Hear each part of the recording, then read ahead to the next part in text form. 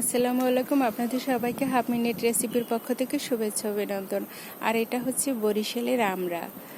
আমার বাবলু সোনা লাগিয়েছেন, এটা মূলত কিনেছেন আমার বাবলু সোনা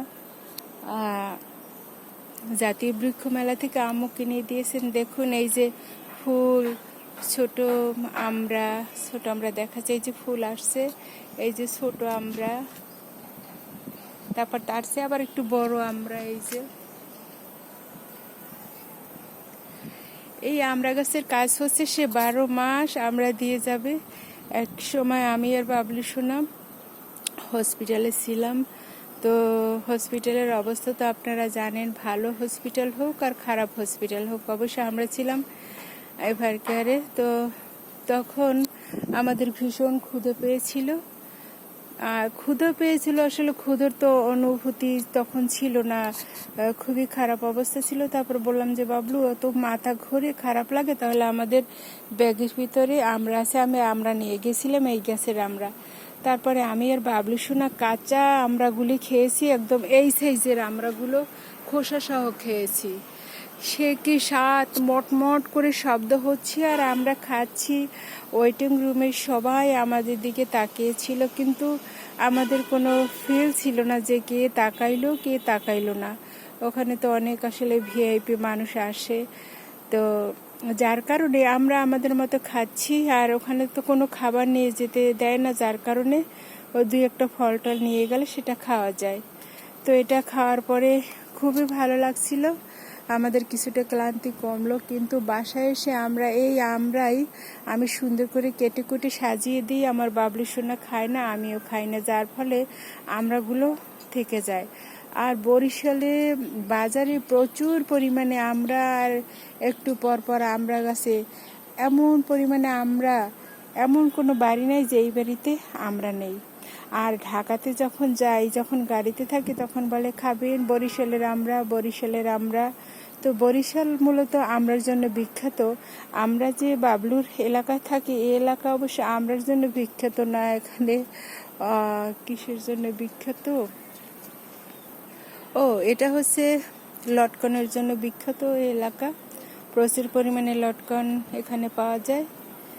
আসলে আমরা লটকন খাই না, তারপর তো লটকন টক ফল আমার কাছে ভালো লাগে না। আর এই আমড়াটা মূলত একদম যখন পেকে হলুদ হয়ে যায় তখন আমি আর বাবলু সোনা খাই, আর আম্মু খায়। আম্মুর স্পর্শে এই গাছটা দেখুন কত সুন্দর হয়েছে। আম্মুকে ভীষণ ভীষণ মিস করি। আল্লাহ, আম্মু যেখানে থাকেন সেখানে আল্লাহ আপনি তাকে ভালো রাখেন। আল্লাহর কাছে সব সময় আম্মুর জন্য দোয়া আসে। আম্মু এত ভালো মানুষ ছিলেন, কোনোদিন আমাদের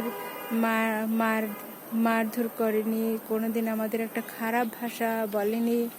এই রকমের মা আমি আসলে অনেকের মাই দেখেছি অন্যরকম, কিন্তু আমাদের আম্মু খুবই ভালো এবং সর্বশ্রেষ্ঠ এবং উত্তম। আম্মুর কথা আসলে মনে করলে আমি আসলে খুবই খারাপ লাগে। আম্মুর কাছে না থাকার কারণে আমার প্রায় শ্বাসকষ্ট হয়। আম্মুকে আমি না দেখলে আসলে আমার শ্বাস করতেই কষ্ট, আবার নিঃশ্বাসে প্রশ্বাসে শুধু মা আর মা। মাকে ভীষণ ভালোবাসি।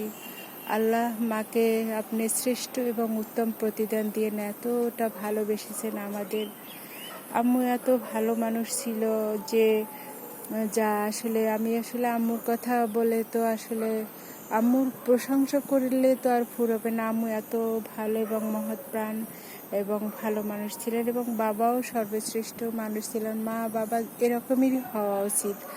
বাবা মা আমাদের জন্য অনেক কষ্ট করেছেন, অনেক পরিশ্রম করেছেন, অনেক ভালো রেখেছেন। এজন্য আল্লাহ তাদের উত্তম এবং শ্রেষ্ঠ প্রতিদান দিবেন। আল্লাহর কাছে এটাই চাওয়া। আর এই যে দেখুন কি সুন্দর ফুল ফলে, যখন গাছপালা ভরে থাকে তখন অন্যরকম অনুভূতি।